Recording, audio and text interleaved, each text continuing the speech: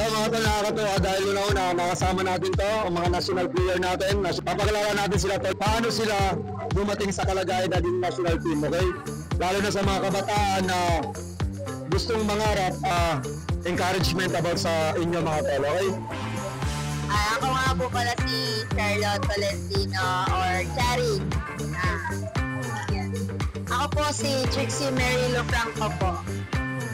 And hi everyone, ako po si Maria Casaldain Sacro. At anong disiplina na ginawa nila para maabot nila yung mga pangarap nila mga tol? Bago pala ang lahat, ilang taon ka pala nag-armies? Ako, for almost 13 years na ako nag-armies. 13 years, okay. Ikaw naman?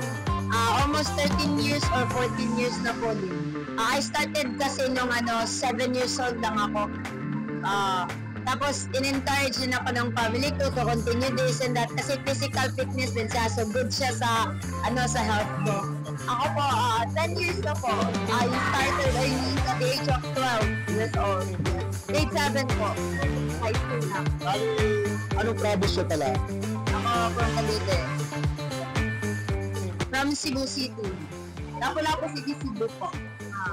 Okay mga tol, anong mga mensahe nyo para sa mga kabataan na mangangarap din sila na dumating din sa kalagayan na ganyan, pagiging national team, o anong ibabahagi nyo sa mga kabataan natin na magsisimula pa lang? Okay mga tol.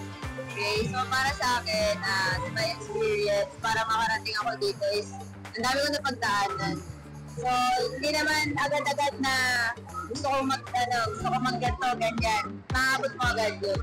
So, may mga struggles din dyan bago kami makarating dito. So, ano ko lang sa mga kabataan na gustong na-experience or gustong makapasok sa ganitong larangan is huwag silang susuko kung may dream sila. Ayun. Kasi it's all worth it kapag dumating na yung time na yun.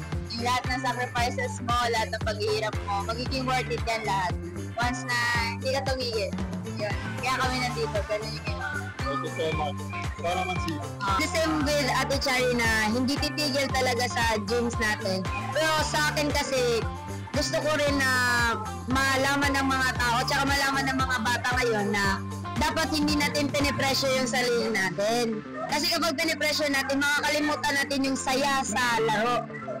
So for me, para sa lahat ng bagong sa armies, you have to experience more and you have to deepen your understanding tungkol po sa martial art tsaka sa armies talaga na sport.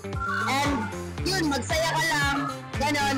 Medyo mahirap talaga sa una kasi hindi mo ma-understand bakit nagagawa ng iba to, bakit kaya ni Ate Trixie, ni Ate Crystal, ni Ate Chari yun.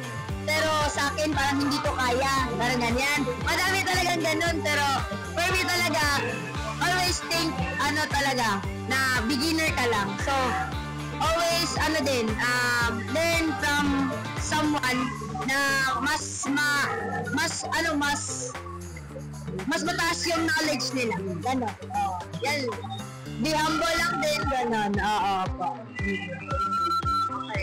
Okay, so nasin ko lang, message ko sa mga kabataan na gustong maglaro ng armies, lalo na yung mga bago talaga.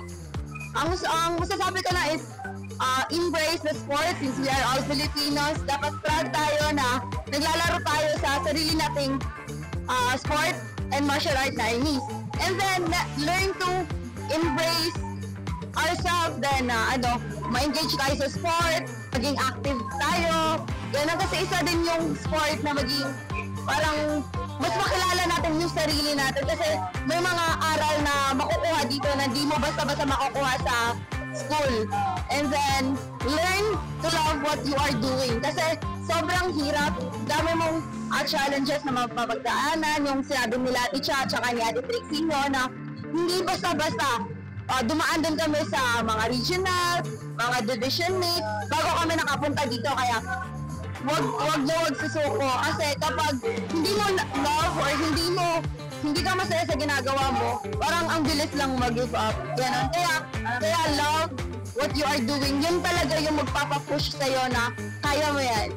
Kaya Go lang, laban. Kaya niyo yan lahat. Supportahan natin tol yung kanyang channel tol. Yung channel ko po, may YouTube channel din ako sa, ang pangalan po ay Trixie Franco. And then you can also find me on TikTok, Trixie Franco din. Then sa Facebook, Trixie Mary Obondalo Franco. Yung full name ko po talaga. Sabi ko nga dito tol sa channel ko, no? Kahit anong sports, basta't mahalin mo, maging masaya ka, abutin mo rin yung pangarap mo. Okay mga tol? Tapos, parato tandaan, hindi parato umasa lang sa sarili, parato sa taas. God. Okay mga tol? Thank you so much mga tol. Sana may natutunan kayo sa mga mensahe sa aming mga magandang balagitang artisadora. Okay mga tol? Thank you so much. I love artists! Kung natin to. Ugay.